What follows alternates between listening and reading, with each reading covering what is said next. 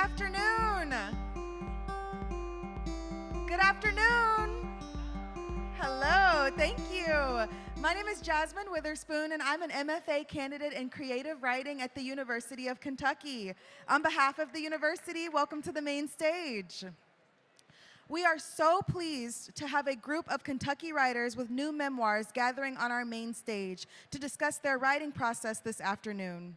Please join me in welcoming the following.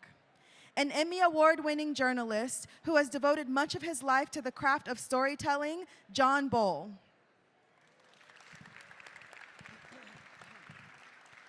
A past Kentucky Poet Laureate and an inductee into the Kentucky Writers Hall of Fame, Richard Taylor. A native of Fallsburg, Kentucky, who served as the 59th governor of Kentucky. From his humble upbringing in coal country, who would have known what his future in politics would bring? Welcome, Paul Patton.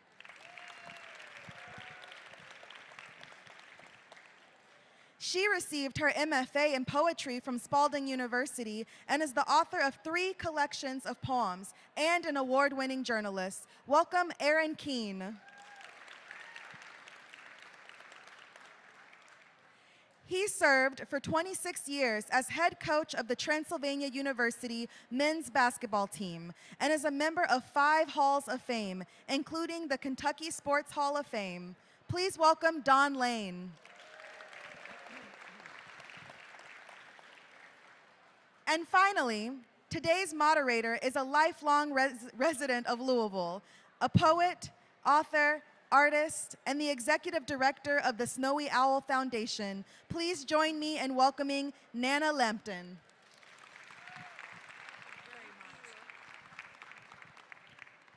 This is a Kentucky panel, and I hope you can hear me. To my right is Paul Patton, a 2-term governor who did so much for us. In fact, made education his priority always. The great thing about him is that he understood the legislative process in a way that very few people have, and Crit Llewellyn was standing by his side. A lot of friends work for Paul Patton, and I'm so happy to introduce him. I'd like you to talk about the idea of having a mission. For you, it was education. And the other characteristic is persistence. And he knew how to keep it going until it happened. So would you like to say something about your career and your book and education? Well, let me say that being governor of Kentucky was something I could never expect to have. And I wanted to take advantage of every moment of it. And I got some good people to help me, like Crit Llewellyn and Lynn Llewellyn and other people in this audience. No one person can do it by themselves. You've got to have people that help. And I was just pretty fortunate to get that kind of people. But my dad was a one-room school teacher in Lawrence County in the mid-30s during the Depression. And I was born in 1937 and lived there all my life. And I understood that the problem with Eastern Kentucky was people that didn't have an opportunity to get the education and frankly didn't understand the need for it because we had been farmers, we had been timber harvesters, we had been coal miners that didn't need a lot of education. But that's not today's world. I think the Kentucky Education Reform Act of 1990 is the most important legislation passed in Kentucky in my lifetime. To build that foundation for the kind of education that it takes to prosper in today's world. And, but you know, elementary and secondary education is just a foundation. You got to have a house on that foundation. You can't live in the foundation. And having gotten an unbelievable opportunity, I was committed to taking the most of it. And I'd already made my living. I didn't have to worry about that. And Chris will testify, I was working 24/7,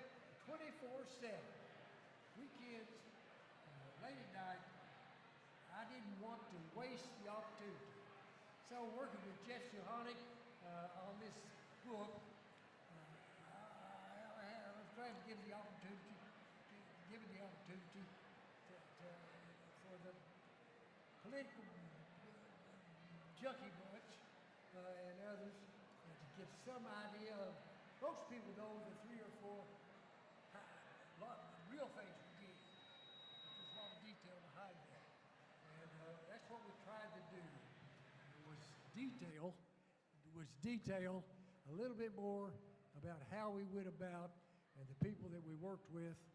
I'm just blessed and I could have at the University of Kentucky, I would have been the last person that people would have ever thought would have been governor of Kentucky. So when you get that kind of an opportunity, you don't waste it.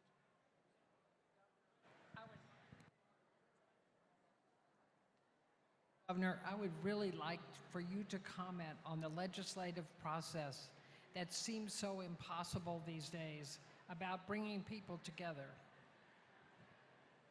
Government in the United States is based on compromise.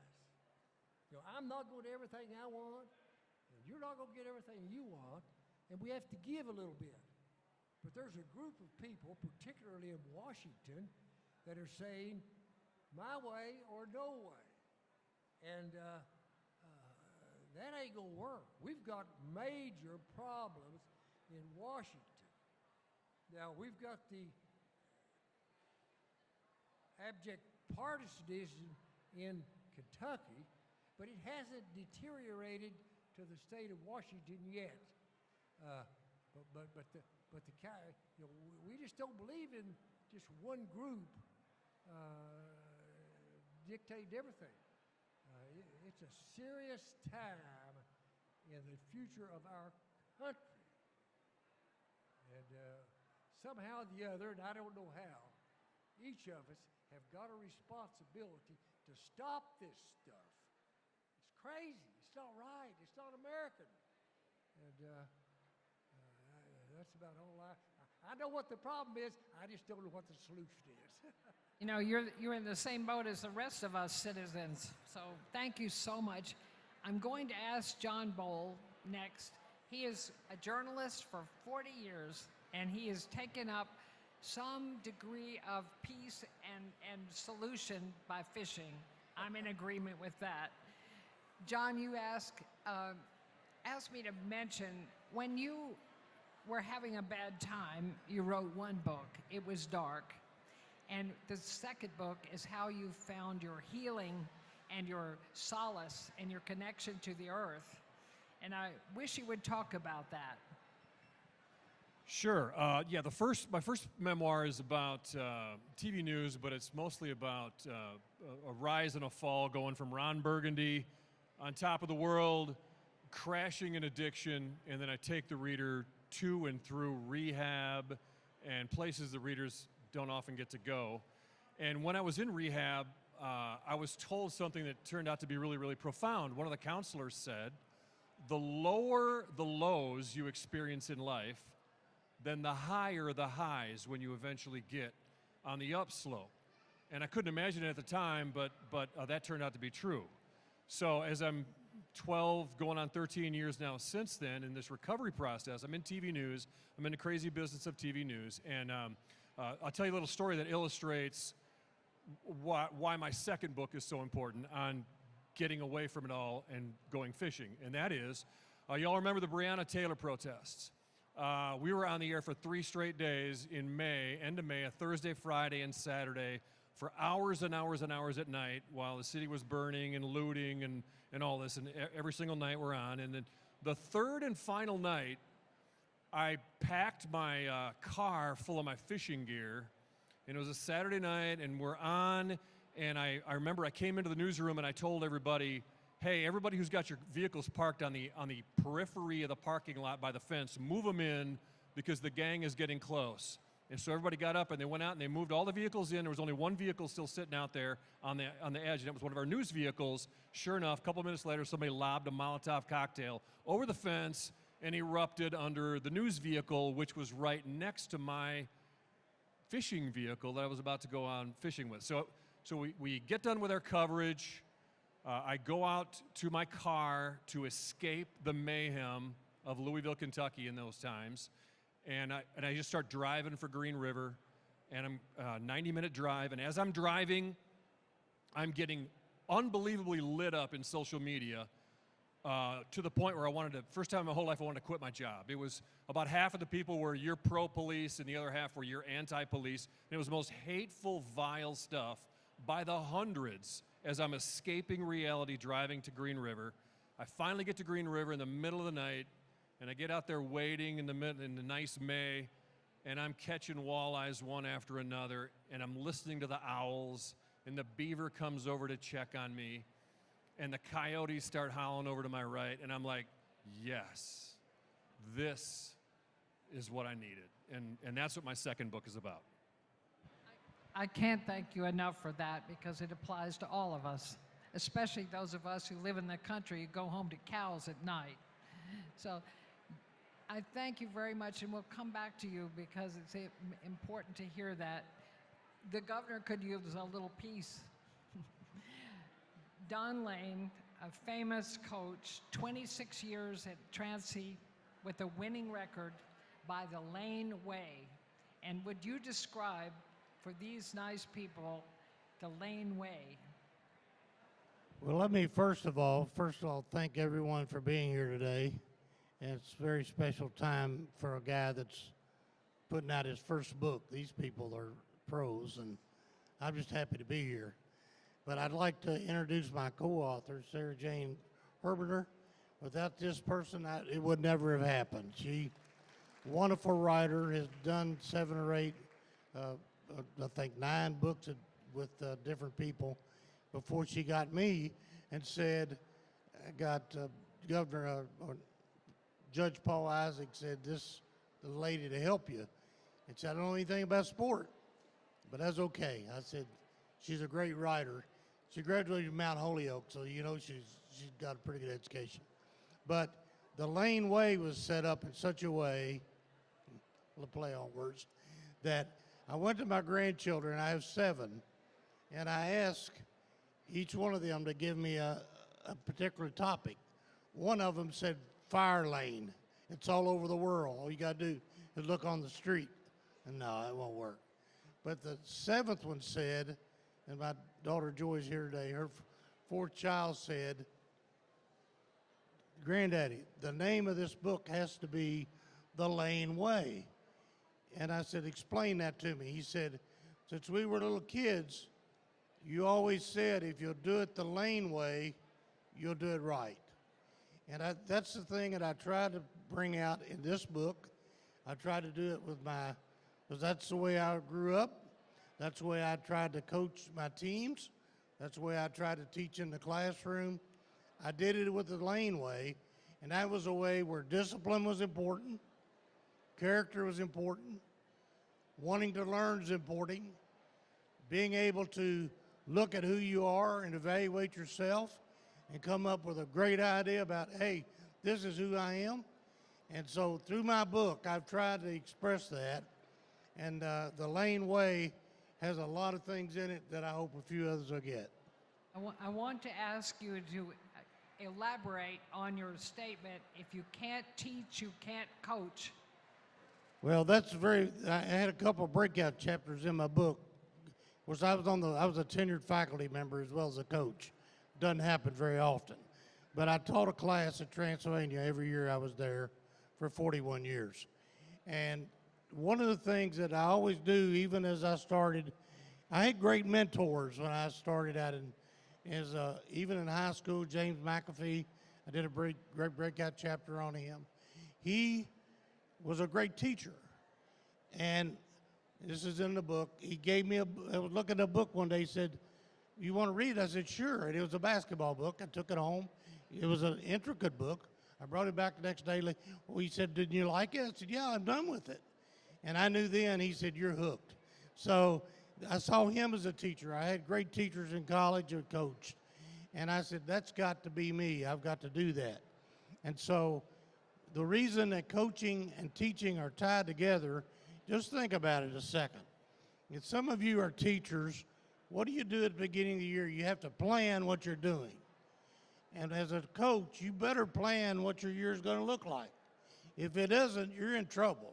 The second thing you need to do, you do daily lesson plans. When Sarah Jane and I were working together, I gave her hundreds of pages of daily lesson plans, or in my case, practice workouts. That's the same. You're teaching. Fundamentals, you got to have teaching. If you're going to teach ABCs, you got to have them to read, right? You better have some fundamentals if you're going to teach basketball or any other sport. Don, I think you and Thank the you. governor would have a lot in common in that, because I'm Long sure time. he had a daily plan that he showed everyone around him. Thank But you. It's another way of teaching. Yes, most definitely. So we'll come back. I would like to introduce Erin Keane. I've known her for 20 years. I've watched her as a young poet, and she has done nothing but blossom over these years. She's a journalist, she's a poet, and she's a writer, and has my deepest respect. I think I'd like to ask Erin about her book, Runaway. It's about her mother, and it's about what she took from her mother. And she said, a runaway kid is a lost person in search of a search party. And it just is about finding another way out. So go ahead. Sure, yeah. So my, I really brought a lot of my skills from my day job as a journalist into writing this memoir. Instead of, it's built a lot on family stories. Like Nana said, my mom ran away from home for the first time when she was 13. And then in the early 1970s, she hitchhiked all around the U.S. by herself. She lived as an adult in New York City, where she met my father and married him quasi-legally, honestly, at the end of the day. But he was really pretty much her father's age. And this was a power imbalance in our family and in my sort of understanding of what is normal, right? The baseline for my family that I never really questioned until I became older. Suddenly, I'm writing a lot about the Me Too movement, and I'm starting to see a lot of parallels between my own family of origin and some of the, the high-profile stories of the sex scandals and sexual harassment, workplace issues in Hollywood as well. So that's really what prompted me to start asking some questions. So if you've come by the table today and if you've drawn a tarot card from my mother's deck, one thing that I've been doing with a lot of folks who are here today is giving them questions to ask their mother. And if their mother isn't here for them to ask themselves, do I think I know what my mom's real answer to this question would be? So I thought I was writing a book about my father, who died when I was 5, so I can't ask him these questions. I thought I was writing a book to try to understand why he would marry a 15-year-old girl, right? Like, that to me is an incredible breach of pretty much everything that I know to be good and wholesome and true, right? But he did. But he's not here to ask, so I had to do a lot of journalistic digging on my own father, which was a really interesting process. If you've ever done any investigative work, having to turn that around on your own family is quite a trip. The things that I found out even surprised my mother, because several of them, in fact, were in direct contradiction to stories about himself that he told her, which she then passed down to us, which turned out to be just like wholesale fabrications, lies, in other words. Yeah. She was an adventurer. She was, yeah. And Erin has picked up that quality that did not condemn her mother for being a runaway. Well, what's so wonderful about this, I want to read, remembering your life, and is like, just one second, I love this. We're all capable of making something lasting and beautiful out of what we've survived. And there's no one here who hasn't survived things. It's a wonderful way of saying there's redemption in this life. Absolutely. I mean, I believe that also. I believe that we, I think for one of the central concerns of my book is how the story of my family was shaped around this narrative of my mother being this unruly child, this wayward girl who didn't even finish middle school, right? Who couldn't stay home, who could not be the upstanding, cotillion attending, college-bound debutante that her father, an Army officer, and my grandmother really had they had intended for her, right? She just absolutely rebelled. They didn't know what to do with her.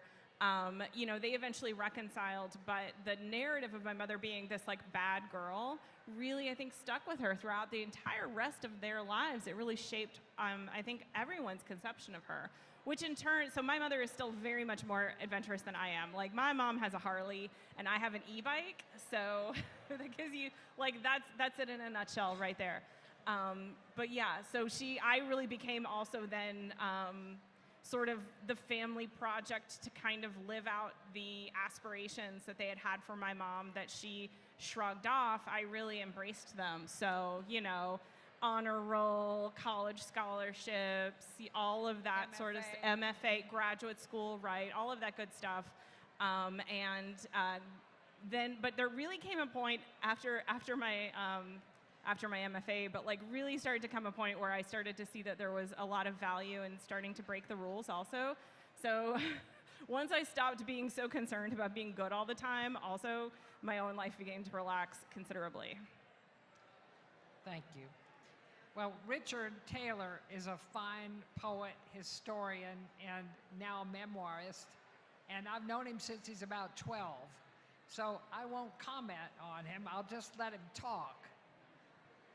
Well, the idea of this book, I suppose, is operating on the old saying that we are all the children of many fathers and mothers. And so when you reach a certain age, I suppose you begin to wonder first who you are, if you haven't found that out yet, and how you became the person you are, whatever that is. And so it starts, I guess, with family.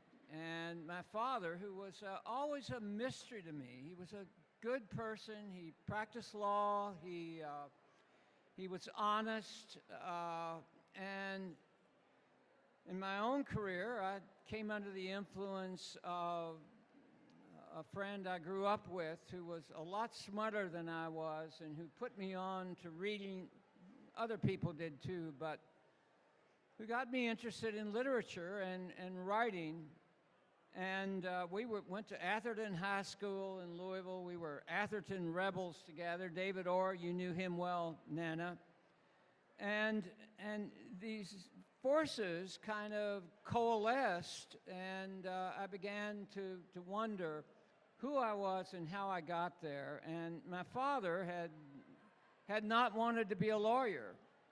And so it made the most crucial point in the book is a moment, a kind of pivotal turn, when after my father had sent me to school for 4 years, and a master's degree in English, and then to law school, and I worked in his law firm in Louisville, there was a moment when I had to say to him,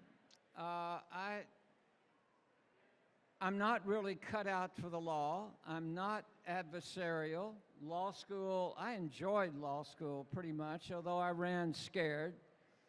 And I said, well, Dad, I wanted you to know that I've been offered a job teaching in, of all places, in Mississippi. I had a friend I went to school with who gave me the title of an employment agency in in Memphis. And the next thing I knew, it was in the Mississippi Delta. But the most critical point was having to say to my father, Dad, I'm sorry to disappoint you. And what amazed me was how well he understood that. And he had not wanted to be a lawyer. He wanted to be a landscape architect. And unlike the people on the other side of my mother's side of the family, half of them were artists, he couldn't draw.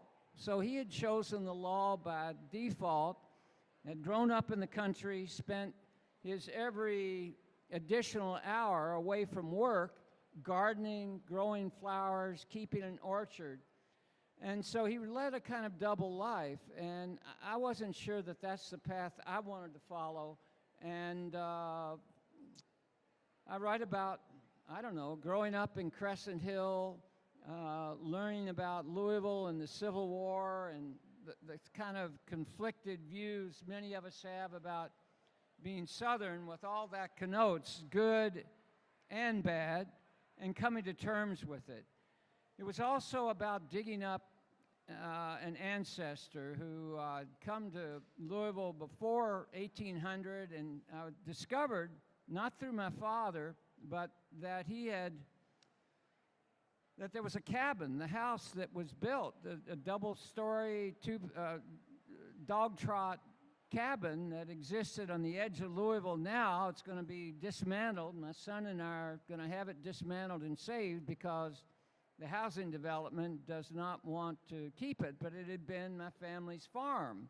My father had come off the farm, and I write about that sort of connection between city living, rural living, and I followed that. I think my father would be pleased that I like old things, I like living in the country, and I think he would have tolerated my teaching, though some of my students perhaps might not so much. Anyway, I've talked too much. No, you haven't, but thank you very much. Thank you, Nana. I'm going to ask the governor a question about the second term you had, because it was more difficult than the first term. It was, but it wasn't that bad because they hadn't learned how to screw everything up before that. But now the Republicans have got it, and that's fine. But the first term was a very productive term. Kentucky made great advances that first term. Early childhood education. That was her program. She told me what to do. And Bambi had her program. Chris did a lot of the bookkeeping. It was a family endeavor. 2-year college so that someone could learn something in 2 years without a 4-year robbing the bank? You know, education, it does not necessarily have to be a 4-year bachelor's degree. It just needs to be some kind of a career preparation after high school. And that's the reason that we insisted on calling it post-secondary education.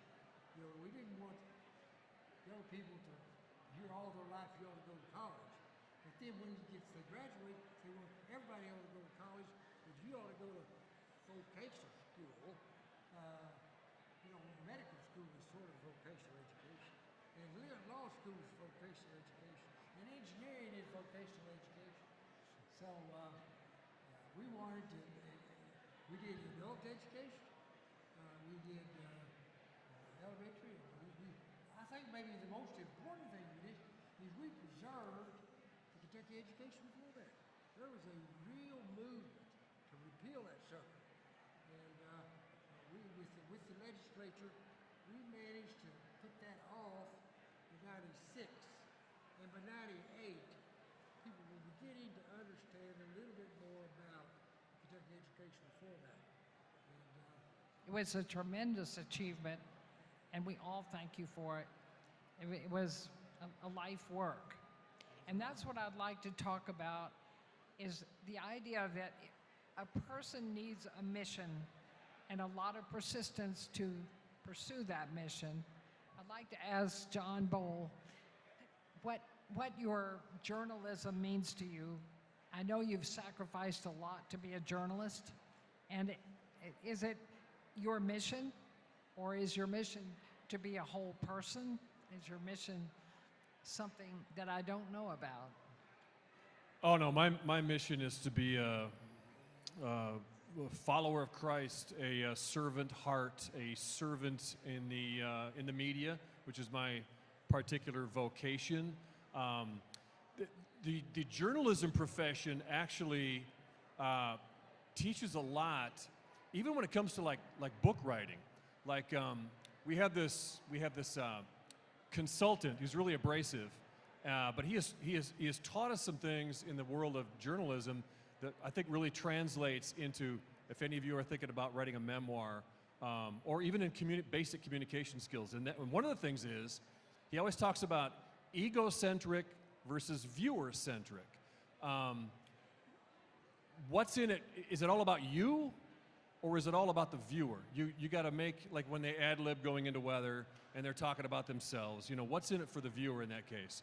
And the reason why I bring that up is we're in the memoir writing business, right? So you would think that, we're writing about ourselves, so it is kind of about us. But we have to ask ourselves the question, what's in this for the reader? And I can't speak for these folks, but I know that I killed entire chapters because when I get to the end of the chapter and I look back at it, like, it was all about me. There was really nothing that resonates with a reader, nothing that you can really learn from it, nothing that might kindle your own, spark your own memories. Journalism, the mission of journalism, which is to seek the truth, and that's what we're doing in book writing. That's what we're doing in life. So really the mission permeates everything. We wish all the journalists would think that way. Well, yeah, that's going to be my third book when I retire, and I can't get in trouble. I'm going to write. I don't know if any of you ever read Bernard Goldberg, a former television correspondent, wrote Bias. He wrote it about 25, 30 years ago. It was New York Times bestseller forever. If you haven't read that, go back and read that, because I just read it again here recently. It is so true. It is so true about what really goes on behind the scenes with the media agenda. Thank you. Don, I believe memoir, in my definition, would be looking back on your life and remembering it as truthfully as you can. And I know that you had many victories, but there must have been some down times for you. Yes, in life we all have down times. Of course, thus the subtitle of the book is Faith, Family, and 50 Years of Basketball. Through those down times, like John, Jesus Christ helped me through those difficult down times. And one, I can think of several, but one in particularly, there's nothing any worse than being in a position where you're the coach and we take one of the players to the doctor and he tells you he has acute leukemia, and you have to call that parent who lives in California, almost makes me cry even today, and tell them their son has acute leukemia.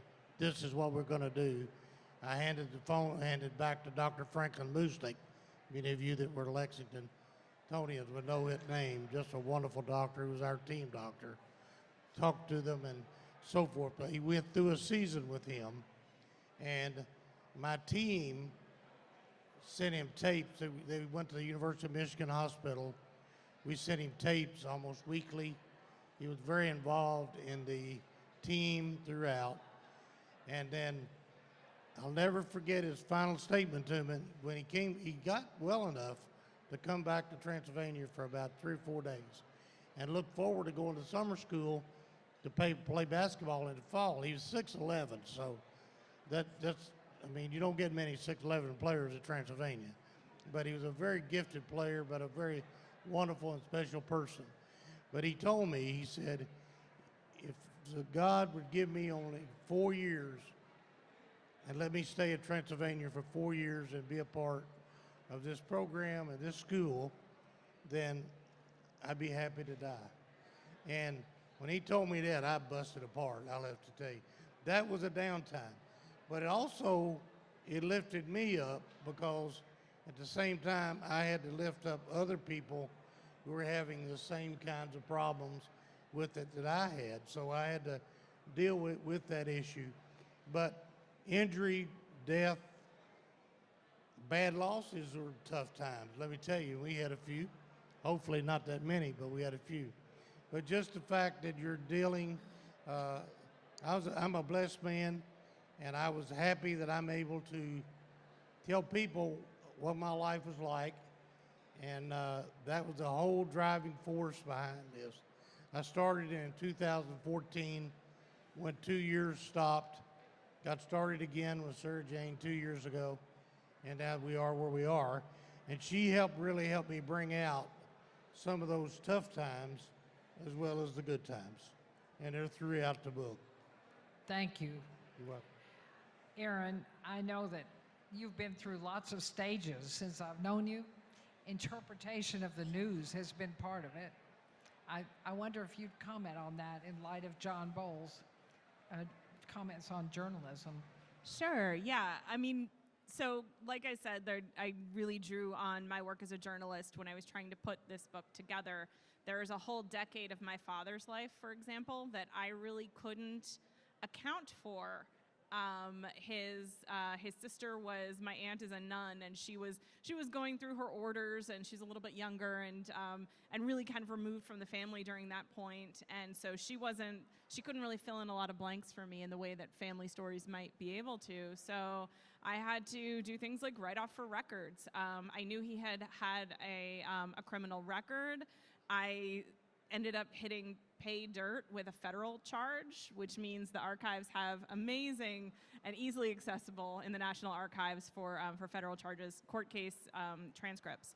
And that's when I found out that actually my father, who was a New Yorker, New Jersey really, but moved to New York as an adult also, had a connection to Kentucky, and that he spent time in and out of what they called the narco farm back then, the rehab hospital for his heroin addiction. So there were just like some things like that in which I was using my skills in order to flesh out this family story that otherwise couldn't be told. But I think that one of the through lines, one of my missions for my writing and for my life is that I am also always trying to get to the truth, whether I'm writing a poem and looking for the truth in poetry, or writing creative nonfiction, elevating the voices of women and girls in a culture which still establishes male voices as the authoritative ones is a big part of my mission. And part of that is also in search of the truth, really, the full truth, not simply the slice of truth that is most advantageous to those who are in power. And so finding a way to also speak truth to power is something that journalism can do. Something that analyzing the news can do, something that offering commentary and especially perspectives which are not always heard on the news to humanize it is also something that I try to do in my work as an editor as well. That's a good mission. So I'm going to ask Richard, when you're writing a memoir, you're trying to look at your life in a truthful way, but the way you write is so reminiscent of a novel that your memoir reads like a novel. And I've thought of Proust when I've read your memoir. I think about creative nonfiction and the idea that you're using something, it's a narrative that is fact-based, but you also need to get beyond what's called summary narrative and descend into scene. And scene is a process of describing events and creating portraits of individuals. And as I thought about this book today, I thought what this is really a series of portraits of individuals, and including this wonderful two maiden ladies, cousins who lived out in the country, and my father was very attached to them, and about what their lives were, and the fact that they were born in the 1880s, and I knew them in the 1950s and 60s, each of whom had a distinctive personality. One of them would never leave the farm, was an excellent cook who refused to use an electric stove. The other was a principal of an elementary school who had attended Columbia University education program before World War I. And to know these people and the effects they had on our life, creating this portrait of who they were. And each of us, I think, can enumerate a series of individuals in our lives who, when we think about them, flesh out into specific memories to which we can attach the flesh that creates that scene I was mentioning to you. And the scene is what I think makes them come alive. And that's so important if we're building a bridge with other readers.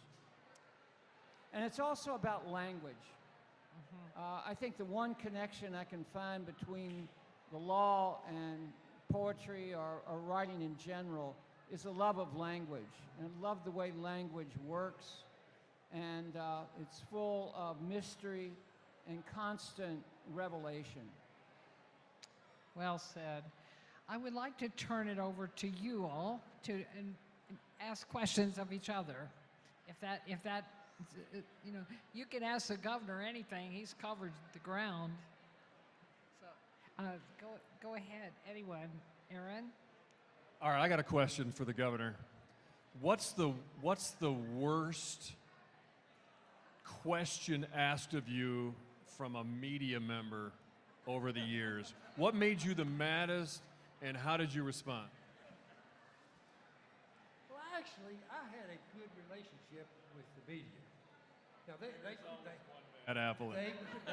criticize me, but that's the job. And it really keeps you on your toes. It is essential.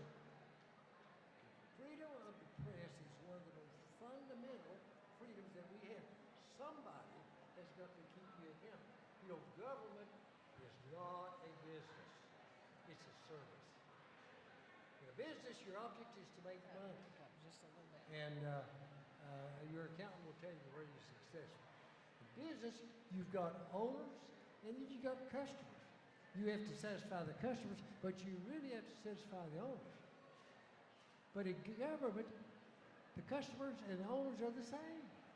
That makes it much more difficult. And so I had a good relationship. I can't really identify any particular question that I felt was out of bounds. I just realized that was the job, and I just took my medicine and said, let's do something else. So you could turn it on John and ask him what terrible question he has given to some politician. Well, I'm a terrible interviewer, so I haven't been in that position very much. But I do get asked a lot, and I write about this in my first book. Is there anything you would take back? Like, is there anything you did, any investigation you did, or something you feel bad about? And there was. I ripped off an idea from a San Diego station where they took cars. They sprinkled money and jewelry and stuff around inside the car, and then they took them to car washes, and they were like. Then they put hidden cameras in the car, and then they were testing the car wash workers, right, to see if they're going to steal any of that stuff. And so it was such a good story, I did it. I just had to do it. Set the car all up with hidden cameras and went to all these different places, and sure enough, some of the workers stole, and sure enough, they got fired, and they got fired. They even had us like come back with the cameras so they could fire them right in front of the cameras. And I felt terrible about that. Like, are you kidding me? These are minimum wage car wash workers. And I'm out there ruining their lives on TV. So, yes, I can't think of any questions that I've asked that were really stupid, but I've done some stories that I would take back. Don, I don't know how to ask you about politics, but I think the politics of a university can be worse than our national politics. Politics in a university can be phenomenal, believe me. But I was very fortunate in I served under 5 different presidents in Transylvania, but just one of those was 28 years, Dr. Charles Shearer, who was a wonderful president. Dr. Irvin Lunger hired me initially. And so I had some wonderful people that I was able to work with. But still yet, in athletics, there's a lot of politics because people are always trying to get this one above this one, or you're doing more than this sport than you should, and so on and so forth. But politics is a big issue in any education system, so because even in elementary school. Because you were a faculty member as well as a coach, you had a broad look at the whole thing, and I'm sure you were able to change it to a more positive direction. Well, that's a very good point, because that really helped me, because I got to know all of the faculty members. They got to know me, So thus, if I had a player that was in trouble academically, and I made a call to find out what the story was, they didn't think I was trying to strong arm them for a better grade. I never asked anybody to change a grade and would never want to do that. And I would never be in favor of anyone doing it. But still yet, that relationship was crucial because I was on every faculty committee at Transylvania at some point while I was there. And I would venture to say, though, I wouldn't be where I am without some of the greatest players that played for me that weren't just players, they were great human beings. Some of them, most all of them, have done tremendous careers. And I'm very, very proud that this book, without those players and my assistant coaches, that's not an issue. I ran a pretty nice sized camp, as many of you may know. It was one of the largest in the country. And even in that camp, there was a lot of politics. Coaches wanted, well, which one of them's a favorite? Well, which one of you brings the most campers? That would be the favorite. But not always. It was the person, that's part of it, yes. Just for a couple more minutes to augment your thinking, I'd like to ask Richard and Erin to talk a little about what memoir is and what it needs to be. You said a few words, but Erin, do you have a thought?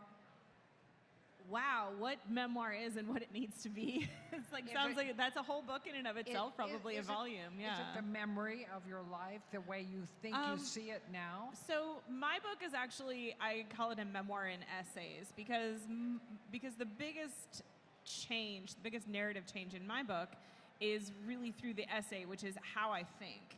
So what changed the most for me in reporting out my family story was how I thought about my own identity, how I thought about my family's identity, and how I continued to think about these power imbalances between men and women and the stories that are held up as being more important or more truthful than others, and trying to find what the truth is. So that way, I mean, because in my mind, you know, an essay really is about, like, you're showing your thinking, right? You're showing how you think. So my collection is really, it's a collection of linked essays with this narrative arc of my mother's time as a runaway and as a young mother in it. But I think memoir can be, a lot of things. There's also a whole strain of pop culture criticism that runs through my book.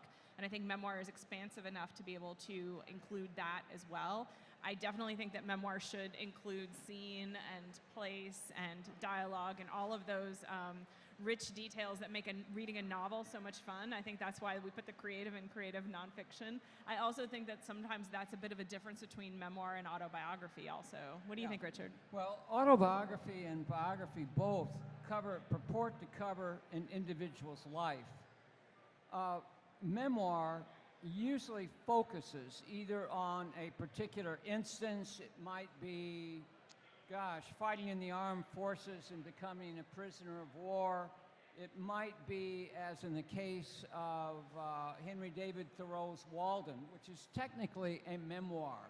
It's about 2 years spent living in a house he created. So it may also focus on some grand event in your life that, well, I suppose being captured is one instance of that, but making a career change or coming to some sort of realization about the nature of things. So it's very open-ended, and it may cover a very brief segment of time. It might be a memoir about where I was during the 2001, where I was on September the 11th, or how an event impacted you. Everyone in this room could write probably a memoir about what you were doing when Kennedy, many of us could anyway, about where you were, what you were doing when Kennedy was shot. I can remember vividly, and you could create a kind of constellation of facts and events that would recreate the impact that event had upon your consciousness and your sensibility. So memoir, in a way, is a subspecies, not an inferior species, but a subspecies of biography and autobiography. It's a narrative. It's fact-based. And what makes it memoir, I think, is making it come alive through sensuous detail and painting for the reader what went on in that event so that the reader would gain an entree to that event. That's a great definition. I would ask the audience to ask questions if they'd like. And we have a few more minutes. We do, but before we do that, can we have a round of applause for this amazing panel and our Nana? You were great. If you will, we are going to take a few questions for everybody on the panel. If you have a question, please stand up and I'll bring the microphone to you. Anybody right now? Okay, great. Excuse me, I'm going to step on through. Do you mind to stand up, sir? Sure. Thank you. I got to confess that Don and I went to high school, or grade school and high school together. And Don made straight A's from the first grade through when he got out of, what was it, Transylvania? So we know each other. But I want to ask him, he once told me that some coach told him that he would never be a coach. And that was a low point in his life.